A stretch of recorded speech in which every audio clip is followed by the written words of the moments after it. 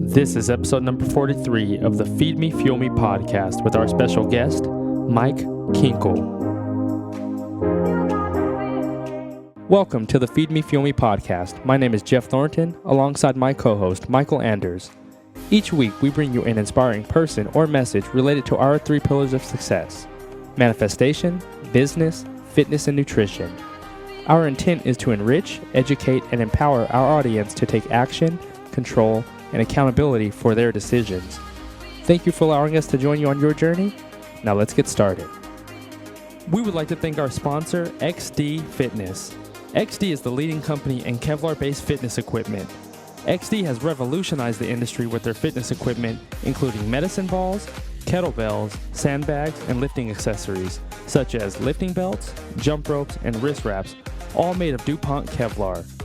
Go check them out at xdfit.com and join the Kevlar movement.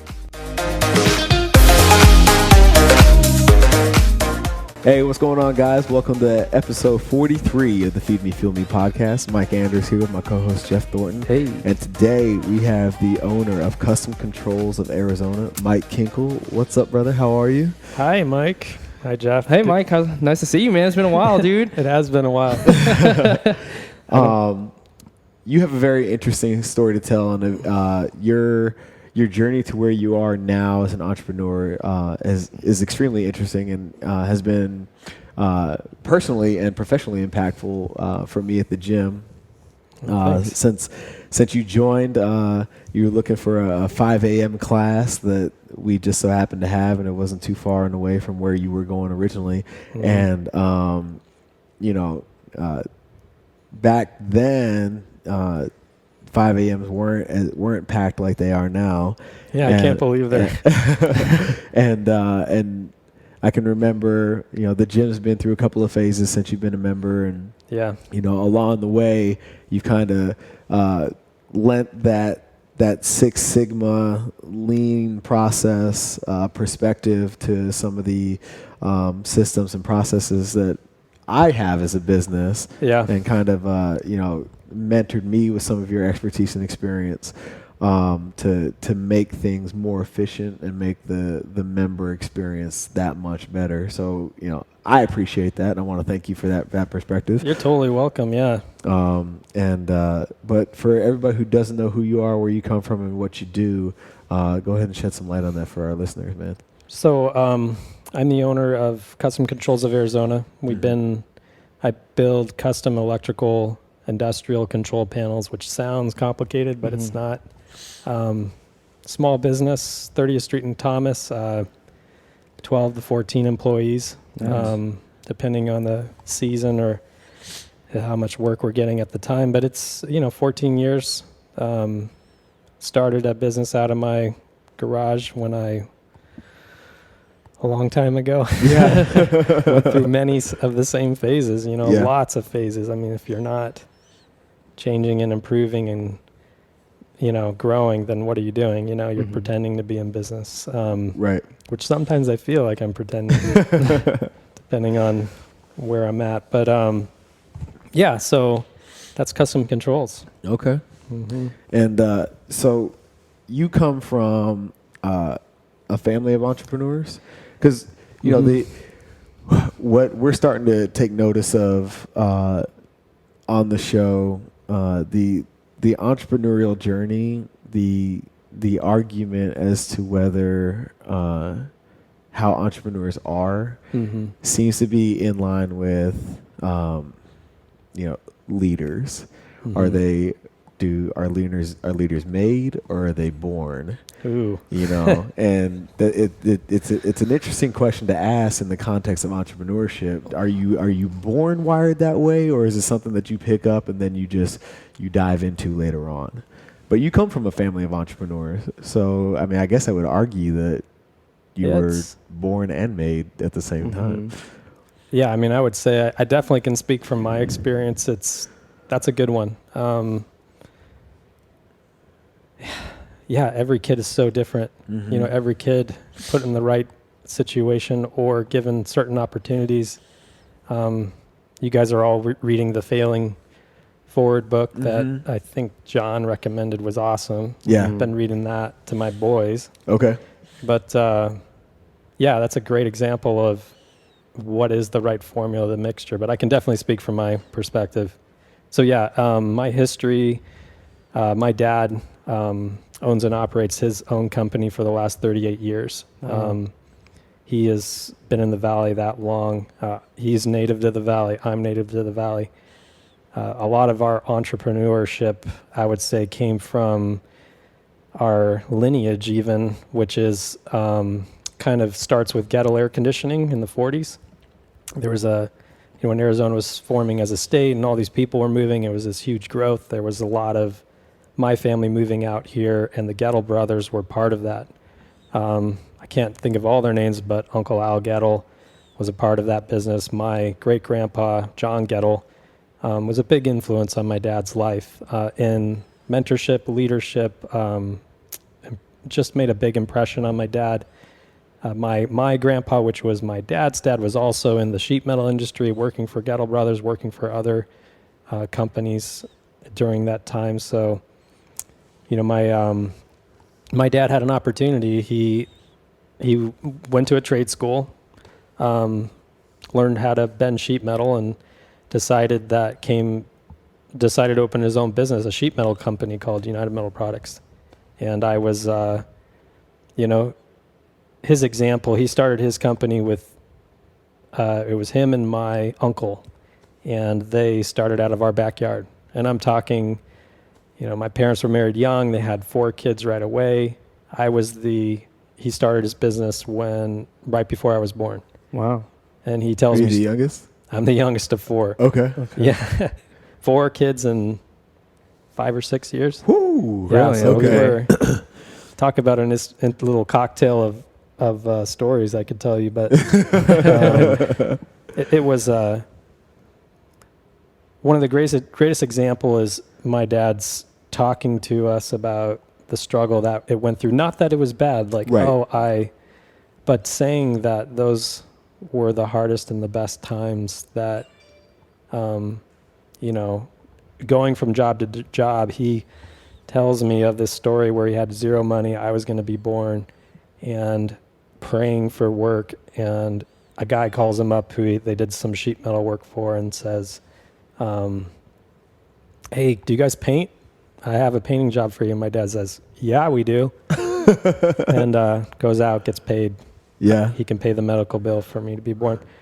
So obviously very impactful. He has grown that obviously over the years to, I would say 150 people, several buildings.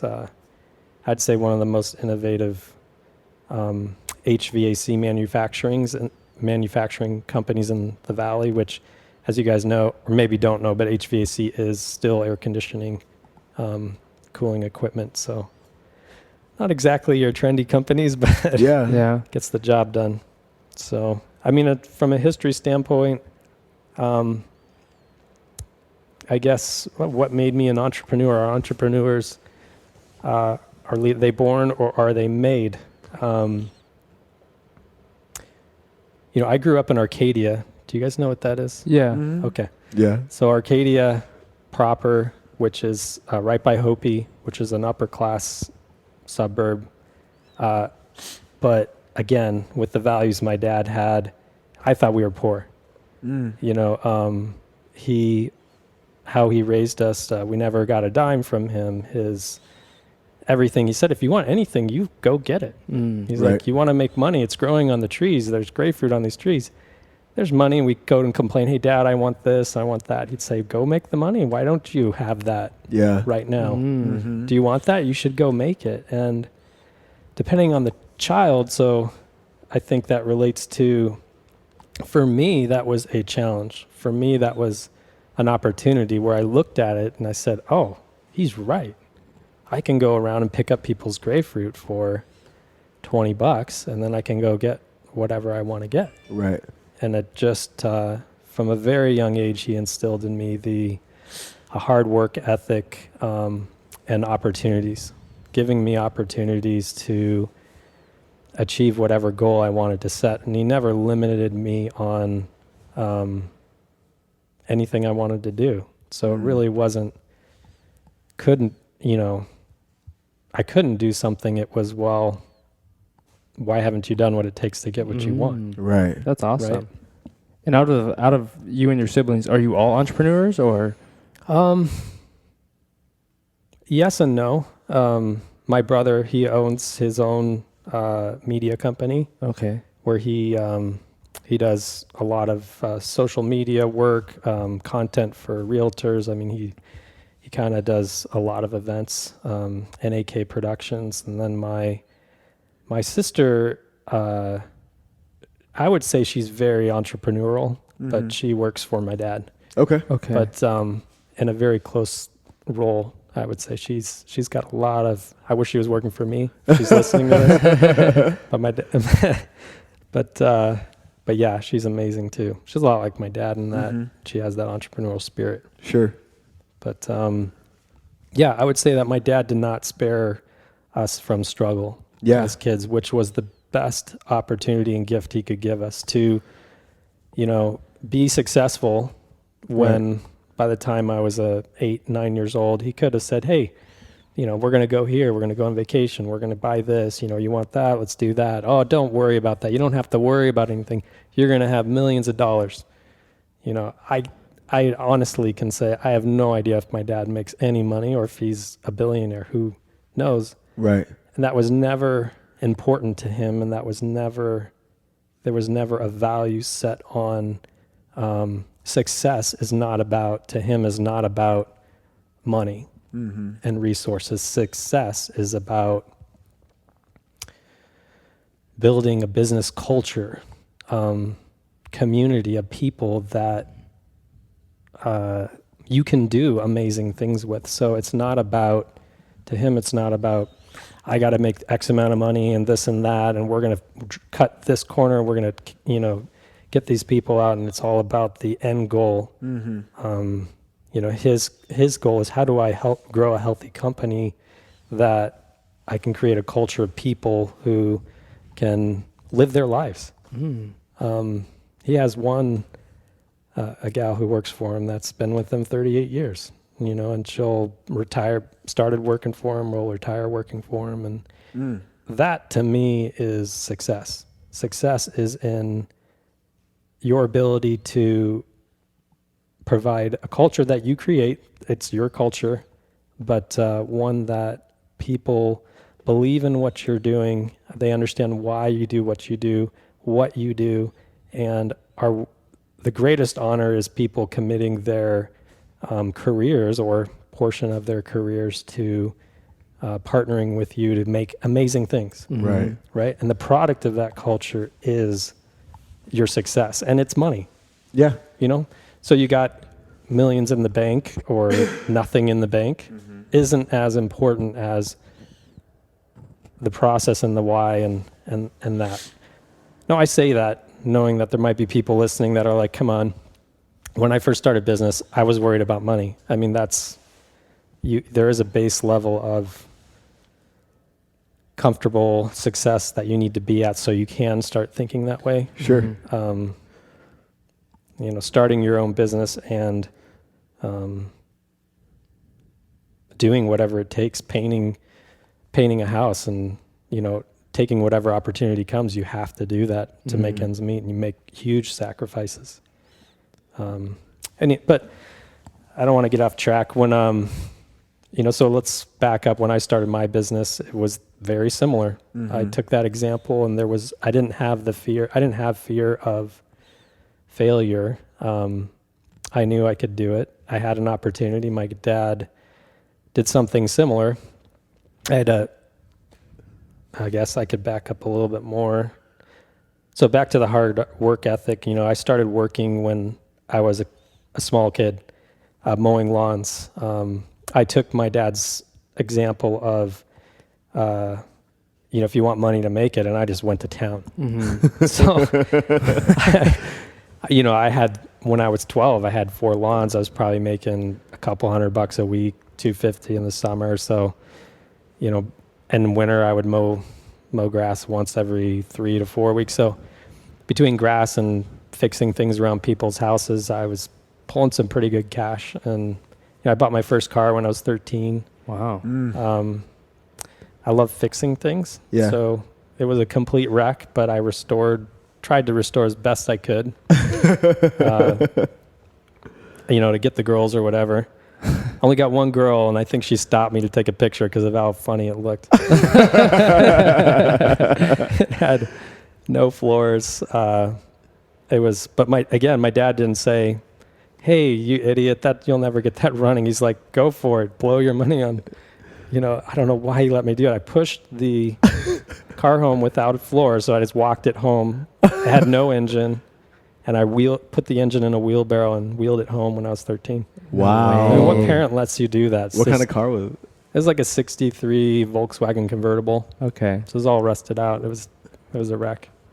But I appreciate that. The freedom to make a mistake. He gave me the opportunity to just That's great. fall flat on my face. And then he wouldn't come back and say, you stupid idiot, I told you so or whatever. He would help me through that success, always giving me the opportunity to succeed or fail. He would show you the lesson. Oh, yeah. Okay. Yeah. Oh, man. He loved doing that. Instead of Instead of pressing the failure in your face or, celebrating your success, he would kind of guide you into what you were supposed to learn from those experiences. Yeah, absolutely. That's huge, man. Gave me the confidence to not fear failure, to realize that success is not what it starts at, what you think it should be. In the beginning, you think success is A. In the end, it's C, D, F, G, has nothing to do with what you started. Yeah. Well, so you started your business. Well, you finish high school. Yeah. Right? You go to college for a little bit, and then you decide that you can bypass a degree and just dive in to getting your business going. Crazy, man. Who does that? Not me. Dude, that takes heart. Yeah. Well, I mean, explain that thought process to us. Like, how forward thinking did you have to be to realize that, or even be okay with, the social stigma that comes with having a degree or not having a degree, and then I'm gonna just make this business work. It's was that a hard decision for you, or was it just made sense? No, I mean, the school system, and it's just bullshit. Yeah. I mean, growing up, if I could give anyone, even today, and don't get me wrong, my kids are in the best school I can afford. They will go to college. So I'm not there is so much value in having the paper just from the X point of getting an opportunity. Not that it will or may not apply. Right. And I agree totally with you with the trade, doctors, technician, everything that comes with it. But if you want to give your kids the best opportunity, it is looking at what school isn't doing for them. And do not believe the lie that you have to, school does not, lazy parents, when you're growing, you think, school's going to teach them A, B, C, D. I don't have to do those things now. And that is such a lie. I mean, school is, it's a joke, it's very important. You have to, I studied as hard as I could. I was an average student. I was not successful, but I had the skill of, I'm left-handed. I'm 5'5.5". I'm proud of that half. And I struggled every day. Borderline dyslexic. But I never thought of myself that way. I was never a victim in that. It was just sitting back and saying, well, what, I hate to read. And I'm saying I hated to read, not now, but what they were teaching me, how they were teaching it, didn't apply to me. So knowledge and going to school, I would say that it prepared me slightly, but what really prepared me is giving the work ethic, and what they don't teach you in school is how do you work hard. School and society teaches you that, hey, keep your kids as little as possible. Protect them as much as you can. Let us teach them. Oh, they can't do this for ourselves. Let us do it for you. that is just crap. Mm-hmm. Mm-hmm. You know, why is my 14-year-old at CrossFit with me at 4:30? Mm-hmm. Is that child abuse because a 14-year-old can't get up at 4:30 and come to the gym? No, I didn't say to my son, you will get up with me today and come to start going to CrossFit because now you're 14. He asked me.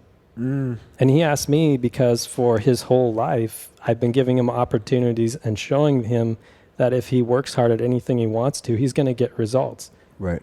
And he's the one who comes to me and says, I want to go with you every day you go, Dad. I want to go with you. This is my goal, and I want to do this. And that is not something you turn on and say, okay, you've graduated high school, you've graduated college, here's your job. You have to learn that. And it's does a disservice to children. And I would call most college graduates children after trying to hire some. There's no work ethic. There's no way to apply the skills they have to the workplace. And so, so I know I went on there for a little bit, but basically to answer your first question, I graduated high school. I went to Europe for a year. I went to a Bible college. I am not Mormon. Sounds like it is, but it's not. And thought I'd just kind of go find myself, travel. I worked in Europe went to school for 6 months, traveled for 6 months, worked with kids and did a lot of things. Mm-hmm. But when I came back, it was time to get to work. I had debt I owed to my dad. So I went and worked for him and started working at 3:30 in the morning till 12, or, working a graveyard shift, and just started learning and growing. And I had already been working for him since I was 14. So, working full time was not a thing for me. To be honest, what really drove me, this is so crazy, I doubt anyone's listening to this podcast at this point. But I was raised in a 50s culture in the 80s. So Okay. Does that make sense? Yeah, that makes a lot of sense. And I don't regret that. I wanted to get married, by the time I wanted to move out of my parents' house. B, I met my wife, and to me at the time, even though we were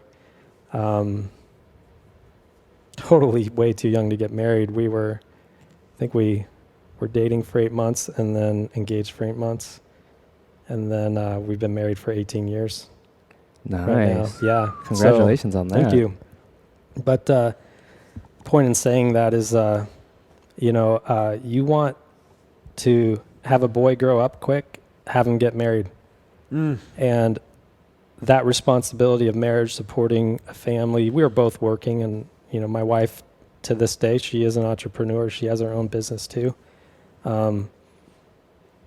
Talk about a reason young men and women don't grow up quickly is because there's no reason to. Why? Mm-hmm. Why do something you don't have to do? Mm-hmm. Your life is comfortable. You don't struggle. Why try to improve anything? Right. We try to create these bubbles, these systems. Hey, let me pay for your college education. Oh, well, why? You don't have to struggle. You don't have to work for your degree. You're just going to be in debt. And you know what? One day, Obama and Hillary are going to pay for all that. You know what I'm saying? And Right. it's such a lie, I think, that they believe. If it forced me getting married young. Starting was the getting pregnant, my first kid. Mm-hmm. Looking at my bills, saying, what am I going to do? First opportunity came up to start my own business. Again, back to the opportunities my dad gave me, not money. I've never gotten a dime from my dad to do anything. As far as, here's son, here's $1 million, go start your company and do the same thing. He gave me opportunities, which is such a greater gift. Yeah. The opportunity to, which I started my company from, was the opportunity. They were going to outsource a product that they needed. Mm-hmm. And I raised my hand and I said, I can do that. And he's like, he said, give me a competitive price. We'll get 3 bids. And if you're competitive, and and you can offer a quality product and service in a timely manner, then I'll give you that opportunity. But if you can't, then, you know, we're not going to buy from you. You know, I'm only going to buy from you if it makes sense. And, Sure. you know, that's when I was able to continue on the legacy of starting my own business with my wife, who was pregnant, with my first son, Clayton. You guys know him. And yeah, she was pregnant. We got rid of our car payments. We got an old Volvo. I had an old Jeep and a trailer, and set up some truck canopies in my backyard. And we had a little workshop, and I just grew from there.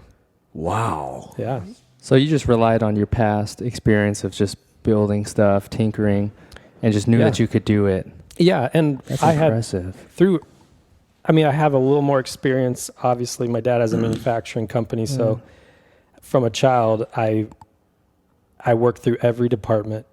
I worked through management, every opportunity, running people, managing people. When I left that company, I was managing the plant, which is like 90 to 100 people. So as far as managing people, business type stuff, you know, I'd done everything. Yeah. Okay, so you knew it from the ground up. Then. Yeah. That's impressive. And my dad, you know, he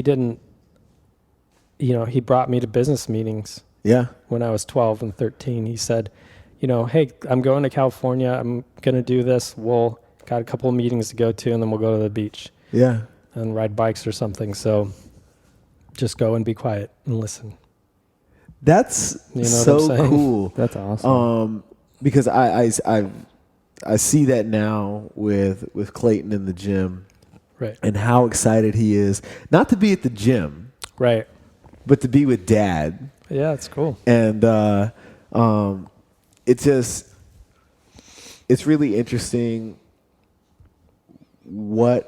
to what lengths your kids will go if you give them choices versus orders.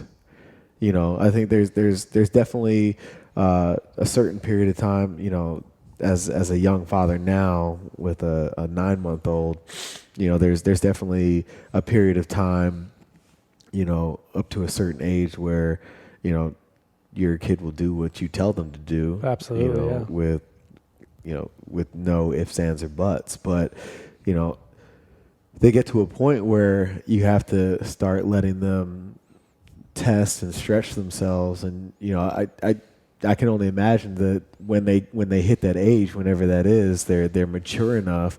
It's got to be kind of interesting as a dad to like see, you know, you give them option A or option B. Is it not just like halfway entertaining to see which choice they actually make? Yeah, I mean, and every kid's so different. Yeah. I mean, because you got 3, right? I got 3. So okay.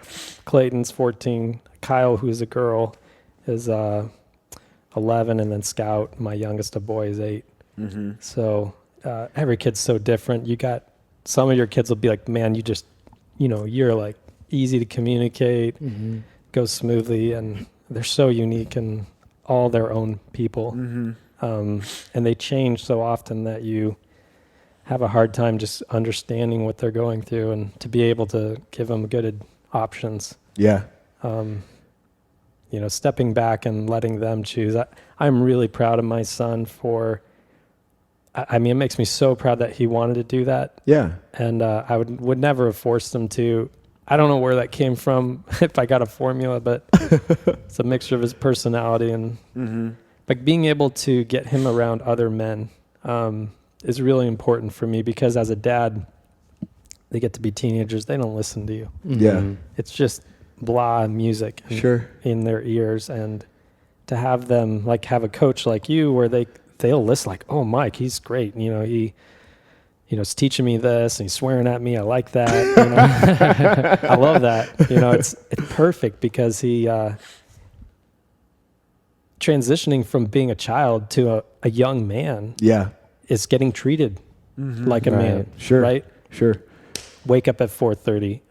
I'm going to go work out. When he goes to school, he sits next to his classmates. He looks left. He looks right. They didn't get up at 4:30 and go kick, you know, get their asses handed to them. Right. they're not making that commitment. He's going to notice a difference. Sure. And that is going to instill in him this, I can do amazing things. Sure. Like, I am not a child. I don't play video games. I love your sister. No, I'm talking My son is on the Xbox or whatever he can.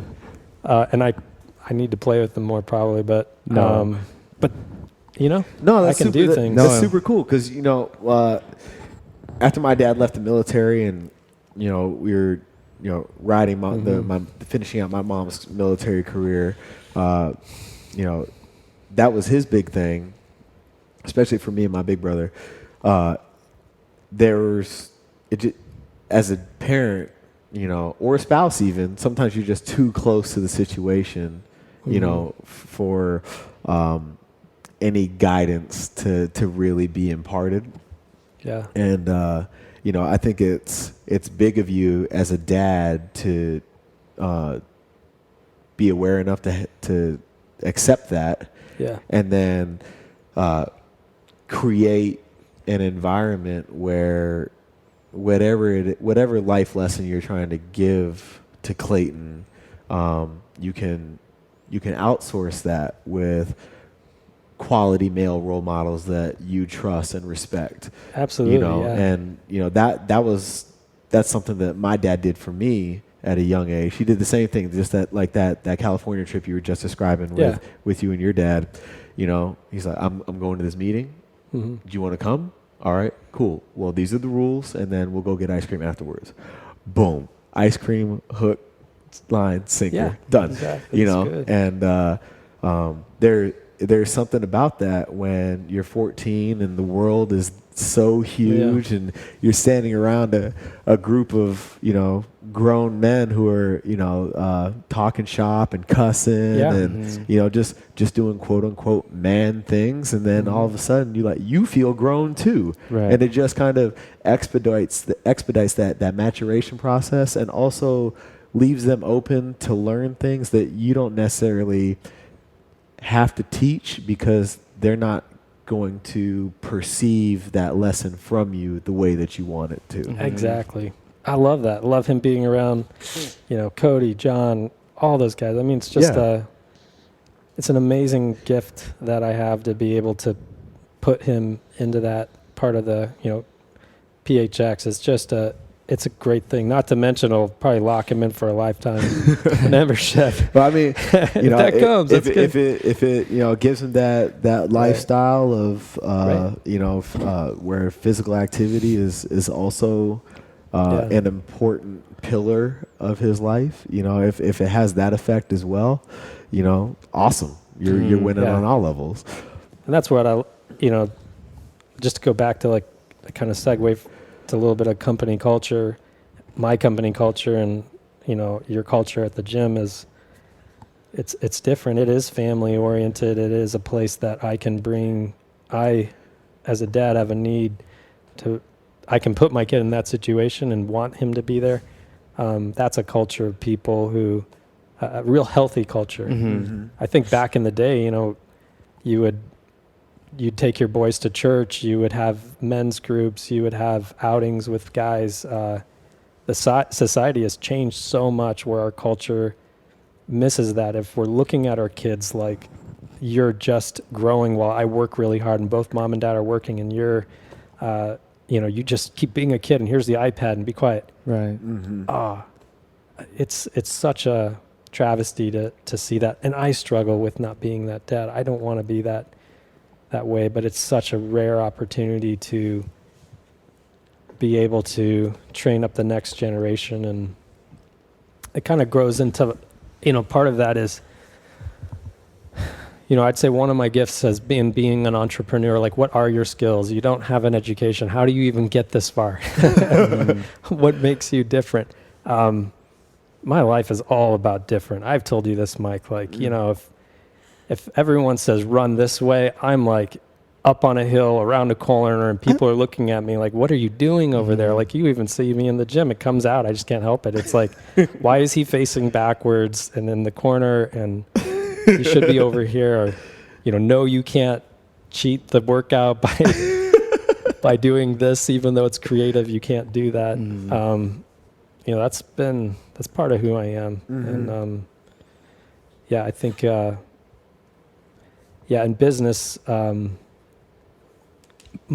gift I have is being able to that I probably got from my dad, or maybe it's my entrepreneurial gift, is to be able to identify people who fit good into my culture, and understanding that I'm not good at things, but I know exactly who to get and what people are capable of. So I get a lot of joy, a lot of the value I get from owning a business, and the joy in seeing people grow. Yeah. But seeing that right person out of a group of 10, 20 people, I would be like, I want you.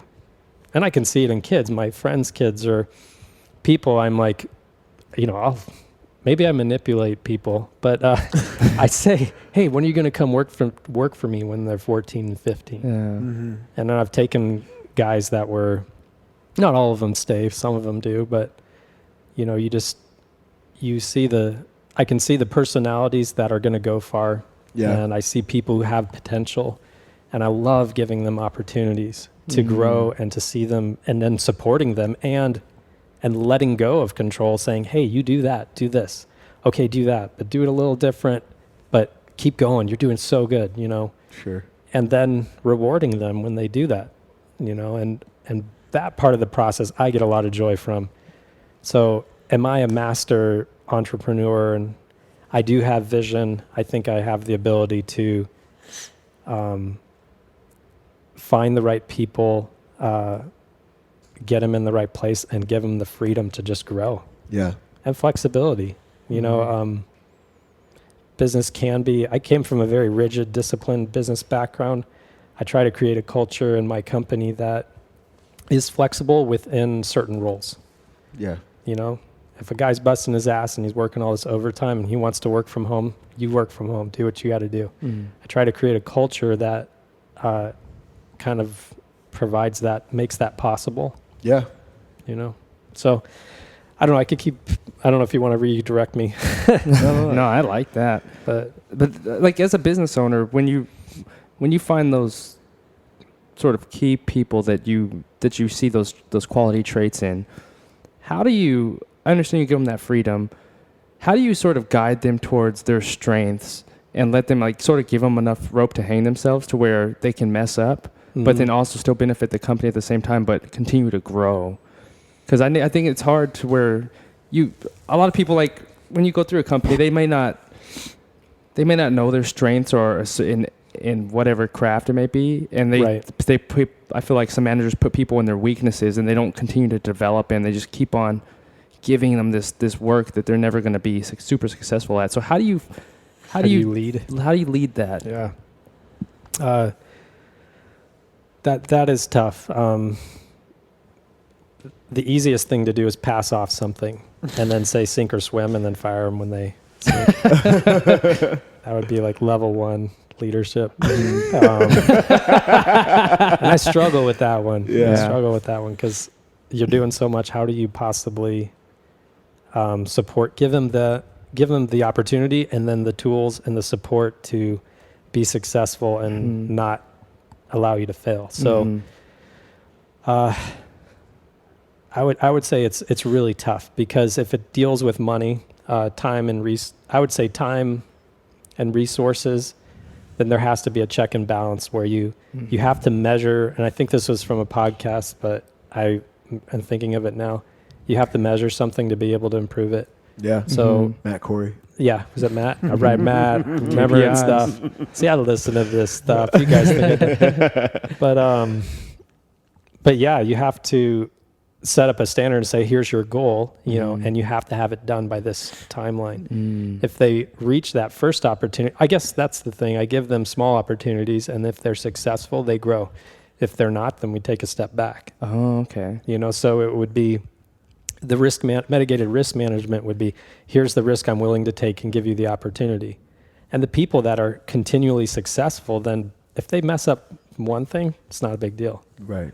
And I don't focus on the mistake. I don't drill people as a leader. I think in becoming a better leader, it's looking at a mistake as an opportunity for improvement. What are we going to do to keep this from happening again? Every mistake is an opportunity to grow. So I don't mind mistakes, but I expect them to be improved. Sure. And change. So the next time you make that mistake, it better be in a different way. And then you better fix that way too. Right. That is a person who is always looking for constant improvement and is a member of a team where they're not afraid of failure. Right. So if I give you an opportunity and say, well, sink or swim, you're going to get fired. You're going to, out of fear, you might be successful, but that doesn't promote healthy growth, healthy culture, employees happy to come to work, who wants to be there, who believes in what you're doing. At Custom Controls, it's understanding building panels has got nothing to do with why we do what we do. That's the product. I try to develop a culture of people who can see and eliminate waste, can constantly be improving, who want to come to work because I create a culture that supports their improvement at work, at home, mentally, physically. That's what we try to create. It keeps people motivated. It keeps people wanting to stay there. Yeah. Above and beyond everything you have as an entrepreneur that came from your family, do you spend a lot of time in self-improvement and self-education? Like seminars and stuff like that? How do you keep... How do I keep on top? Yeah, how do you keep it fresh for yourself?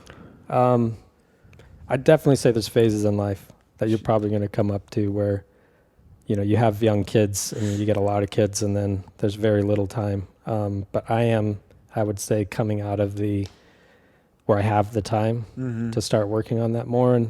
And from being around and, hearing this podcast, to be honest, as a business owner, encourages me to see that I need self-improvement. Part of my personality too is, I've kind of always labeled myself as a nice guy, where I'm learning how to identify that I have needs and it's okay to improve myself. Sure. Beyond like physical, like, hey, stop believing this lie that I don't read. I mentioned that in the beginning of the podcast.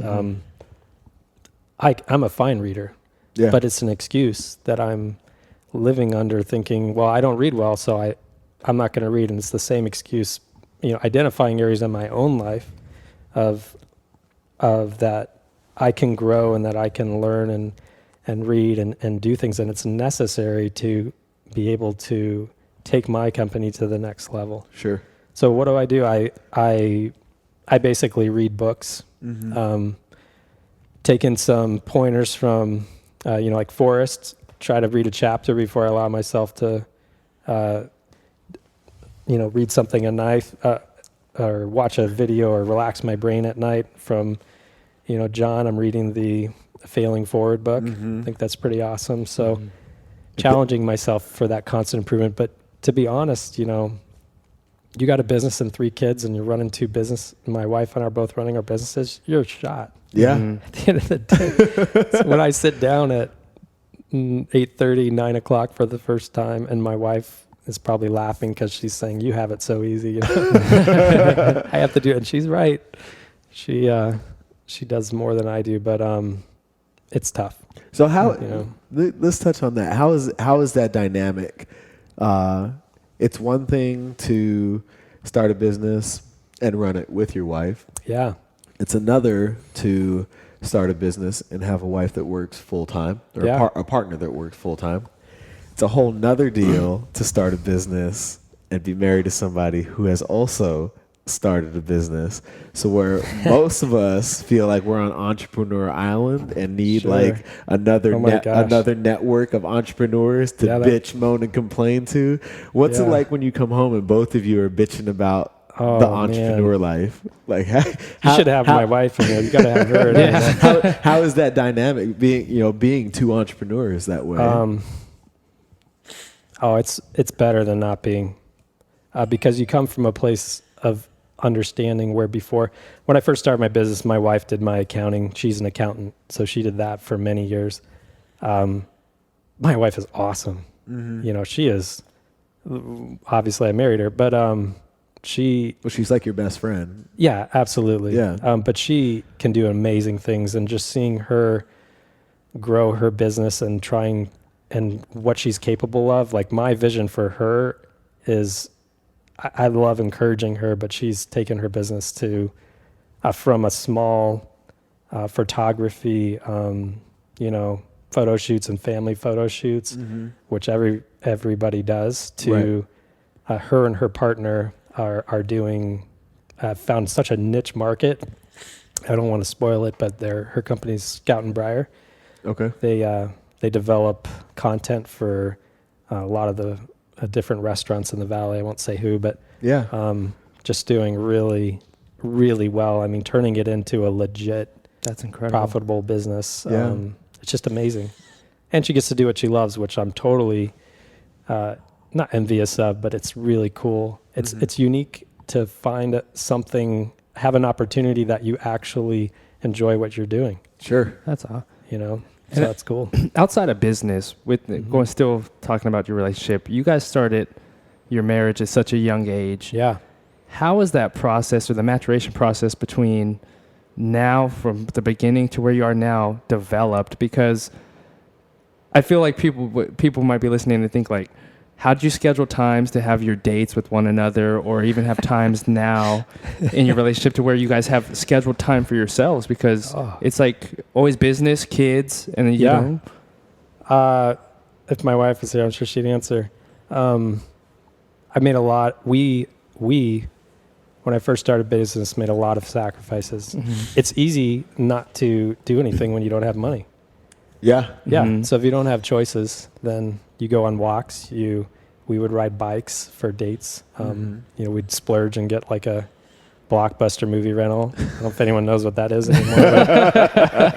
Netflix and chill, man. Netflix and chill. My wife sacrificed a lot. I mean, talk about somebody who supported me with kids. I'm gonna dump every dime we have into nothing, and we're gonna make it one day. Just trust me. Who does that? But we went to battle together every day for the first 10 years of our business. Sacrifices she made, I made together. Talk about something that ties you together. Sure. And watching that baby, the business grow, is amazing. She sacrificed so much to see her be able to, and especially women, I think, and Mike, your wife works and has the baby. There's such a culture, I probably shouldn't even speak of this because I'm not a woman, but there's such a culture of expectation for working moms that they have to they have to do this and still do majority of the workload at home. Yeah. I think having her own business has given me an opportunity to be more present. Sure. At home and responsibilities and interacting with the kids, doing things where before I'd just be, I worked all day. It's my cash. I need to relax. Where's my martini? You do the job. I'm the bread maker. I'm a badass. Screw that. Yeah. That's your excuse as a dad to not be present with your wife, not be present with your kids, and skip out because you think you're a badass. I won't say it on here, but so to me, our relationship really grew strong through our growth, and then being able to support her in her business opened up her mind to what I go through. Okay. Right. How long has she been in business for herself now? She's been messing around on and off for the last 3 to 4 years. As our kids get older. So our youngest is 8.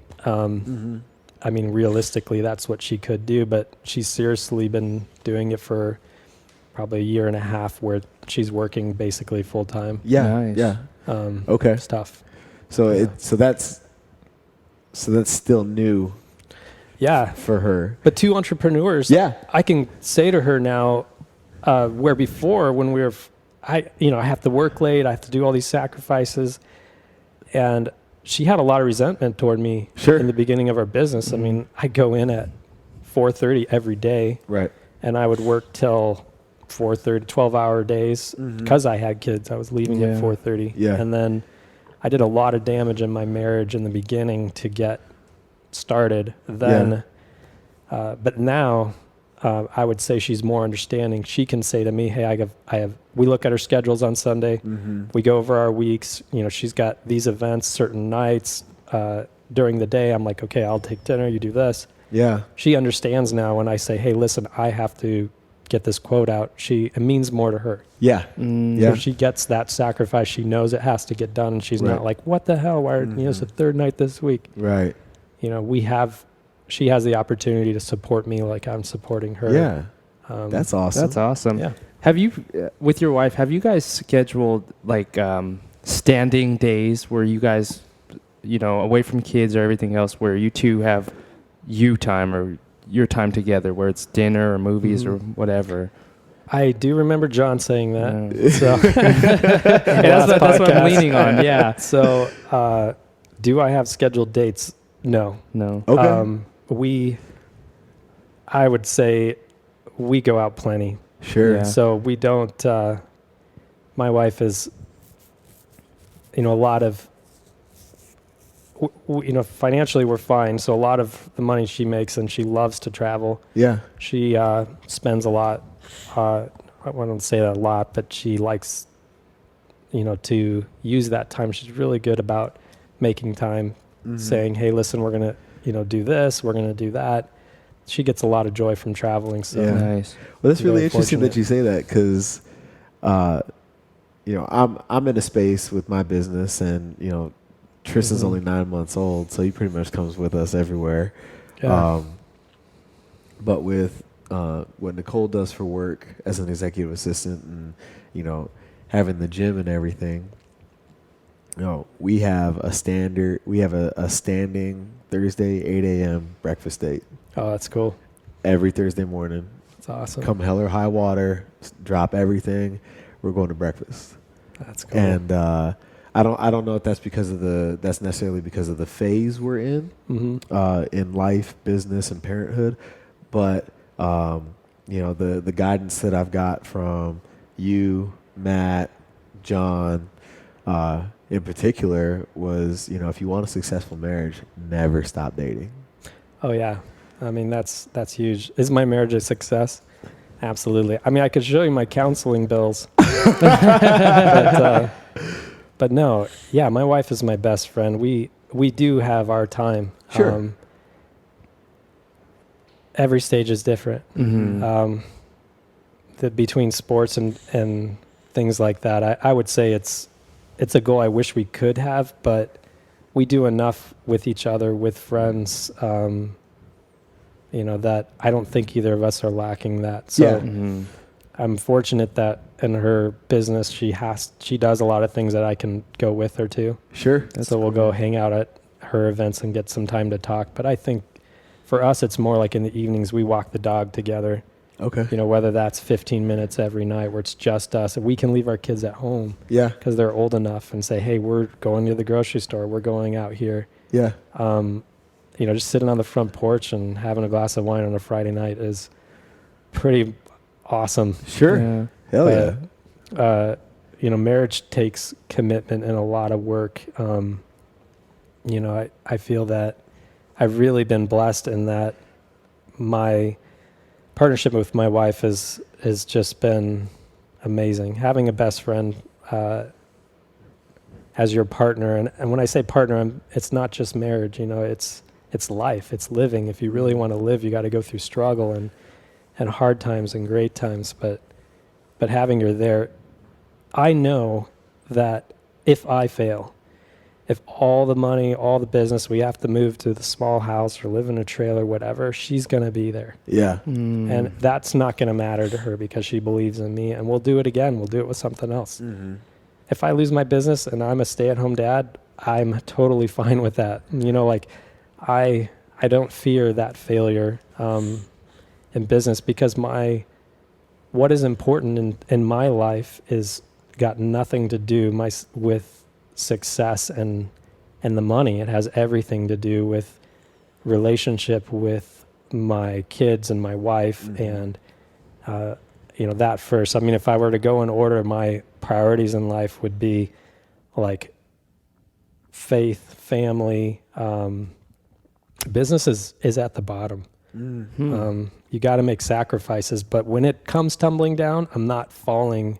It doesn't define, my identity isn't found in, hey, I'm a business owner and look at my suit and look at all these things I have. My identity and my value, when I look at you, when I look at people, I say, okay, what are you doing outside that? How whole of a person are you developing yourself physically? Are you developing your spiritual life, your health? What are you doing outside of that? Are you a hard worker? Like, those are all important things, but if you miss one of those and you're just an a-hole, that can make sales. I mean, I don't want to know you. That means nothing to me. Like, what you have means nothing. I hope my friends don't look at me as like, hey, you have A, B, C, D. Now I can be your friend. I mean, I want nothing to do with those people. Sure. It's not, it's really what makes you up as a person on the inside. I think that makes you attractive on the outside. Where does that come from you? Where does that come from for you? Because that's a very above and beyond business and what your family has shown you about starting a business and work ethic and all that kind of good stuff. Where does that point of view come from, where you value the EQ, the emotional connection, above and beyond any money you can make, or the intellectual stuff? I mean, it's I value what's real, and to me, knowledge it's kind of passing. I mean, it's so great. If you can't apply it, it really doesn't do anything. It's a waste of space in your brain if you don't know how to apply the knowledge you have. If you can't relate to the people you're communicating with, how is that value? How does that add value? Does your knowledge add value if you can't communicate and impress that knowledge onto a person? Right. I'm Einstein, but if I can't transfer something to the person I'm talking to, like a child or a spouse, then why have that knowledge? The value. So for me, the value is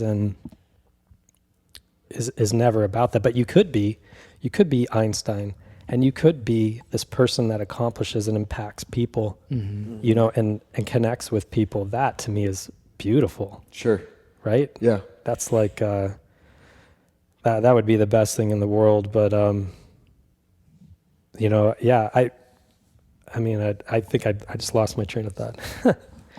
But how do I value that? It was the example I think my dad set. He was never, we lived, he bought this house in the nicest neighborhood, but we never fixed it up. I probably did more fixing on the house than he did. Look at me, I dress this way because this is what my employees dress like. I could wear a suit and tie and dress for success and read all the books. You got to dress for. Yeah. And for me, it's not about that. On my business title, it says project manager. I don't want people to know I'm the owner or CEO. As soon as you let them know that, it's just more emails and butt kissing. It's not who I am. Yeah. Right? Focus on what's important. My best friend, is, the value is you care about your family, you provide for your family, you are improving yourself, your character, your integrity, so much more valuable. And that's real. Yeah. Somebody who can't communicate that they're struggling, and you do a really good job of this because you're struggling. But if, hey, I'm really going through real stuff. I'm not going to fake it. I'm not showing you like this image of what I think you want to see, but I'm showing you who I really am. Yeah.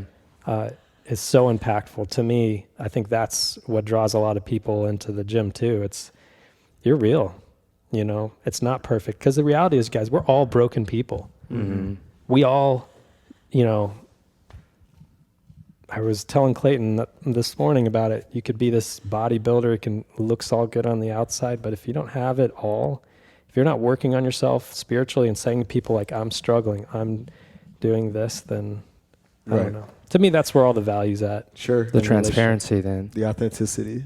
Yeah. Yeah. Is being authentic, and there's nothing grosser to me than the antithesis of that would be seeing somebody who's like, look at my Porsches, look at my house, look at my wife, look what I got. I'm like, oh, you're going down hard one day, and I will be there, right? Because I'll be there for you, but I got nothing in common with you, man. Like you missed it. Yeah.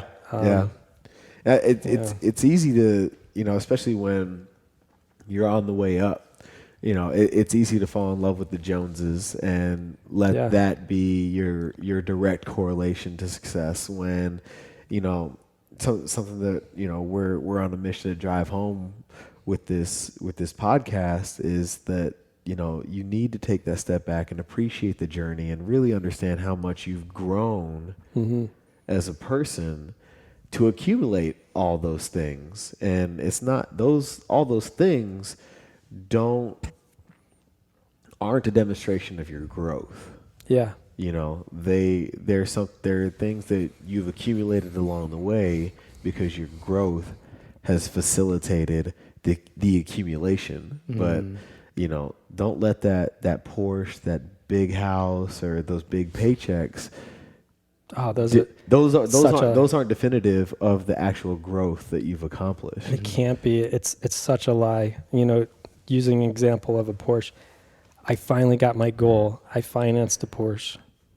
Yeah? No. Oh, okay. Can't even know. I finally got my goal. I financed a Porsche. Now I've made it. You have not made it. Yeah. You're in my, it's just, I just had a great example of being able to grow up and with an example that didn't exemplify that. Never about show, never about money. But the people that reach that goal, how defeating of that, because you're absolutely right. It's about the journey. It's about the process of constantly improving. If you've made it and I'm done, then you've done something wrong. Sure. Because your time of growth never ends. If as soon as I've been in business 20 years, it's time to hang up. I'm going to sell this thing and then I'm going to retire and I'm going to play golf.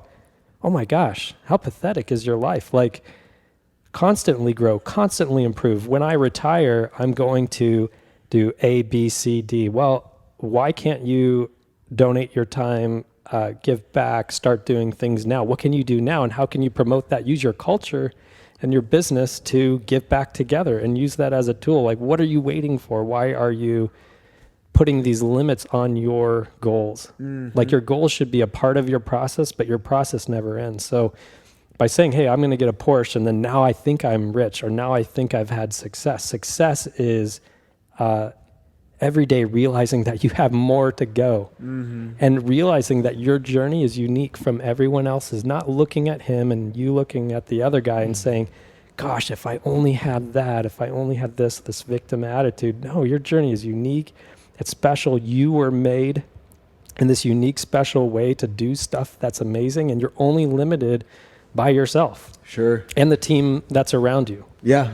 You can't have toxic people in your life that are naysayers, and you've said that before, where you can't have people that are holding you back, but you have to have the foundation of people that believe in you, that will be there when you fail, that will support you and not drag you down and say, I told you shouldn't have done that, this, that. I don't know if you can ever get away from that, but you just constantly got to keep pushing on. And my childhood was like that. Failure was just part of the deal. Struggle, man. You have to struggle. You want a Porsche, earn every penny and pay cash. You got a Porsche. Yeah. And you earned that. right? Mm-hmm. Same thing with watching Netflix. I'm going to read that chapter because I'm going to earn that every night. I'm not going to allow myself to not grow and then say I don't read well and use that as an excuse. No, I'm going to listen to Forrest. I'm going to put that book on my coffee table. I'm going to read that. Yeah. That's the same thing with, you got to earn it. And you want to do what's really important in life. So summarizing, have a good relationship with your wife, be present with your kids, and do all those things. You cannot believe your lies, these curses, these things in our lives that keep us from growing. We use them as excuses. Oh, my dad was never this to me, and so I'm just not good at this, or I can't plan date nights because I'm not very creative, and I'll just let her do it because she's good at it. Well, no, that's bullshit. You need to figure that out and add it to your list of what you want to improve on and work on it. Constant improvement, and so, yeah, I mean, that's, and marriage is tough. Yeah. Just because I'm married 18 years does not mean it's not work. Yeah, sure. Yeah. Just like a business, constantly growing, constantly changing, all the variables change. Yeah. And it's a journey. The same, and I will say, just listening to John too, having a partner and somebody that is with you is huge. To know my partner is with me, maybe it's your business partner, maybe it's your spouse, but my partner's with me when I fail, and we're going to be she's, not a love me for my money kind of deal. Yeah, right. That's talk about the ability to do amazing things. Yeah, you can do magnificent things when you have that kind of backing. And that's why I want to give her the opportunity. It's like, look what she did. Yeah. The sacrifices, she basically stopped her career and helped me in my business, and then gave up everything to have 3 kids. And then, they're just, and she is not and I've nothing against women who want to be at home and be moms. I think that's awesome. Yeah. I think that's just as great of a gift as it is to be a woman who wants to be an entrepreneur or wants to have work. Yeah. But just amazing gift that I have to be able to support my wife to have the same experience I do. Right. And give her opportunities where she can fail and I can be there to support her. What a neat thing to be able to do. So. Well, hey man, we appreciate your time today. Yeah, seriously. This has been one of the most authentic conversations we've had on the show. Yeah. Far and away from, business and all that good stuff. I mean, you have truly manifested the life that you have. And what's awesome about your story is how much you appreciate and see the positive perspective that is a result of your quote unquote struggle, your hard times, the lessons you've learned along the way. And a lot of people say that you have to find the positive in everything, or, you have to look at it from a different perspective, and really and truly it just is a lesson learned. And it's only a mistake if you repeat it. Yeah. So just an opportunity to you've learned to a not lot, do it man. again. And you apply even more, and that's apparent in what your family did for you, and now what you're doing for Clayton. That is really awesome for me because I get to see it every day. That's cool. So that's great. Yeah, man, really appreciate your time. And before we let you get out of here today, 2 questions, and we feel like the answers to these 2 questions are some of the key ingredients in what facilitate your success. The first of which being, what do you do every day to feed yourself mentally, physically, spiritually, to get your motivation going, start your fire?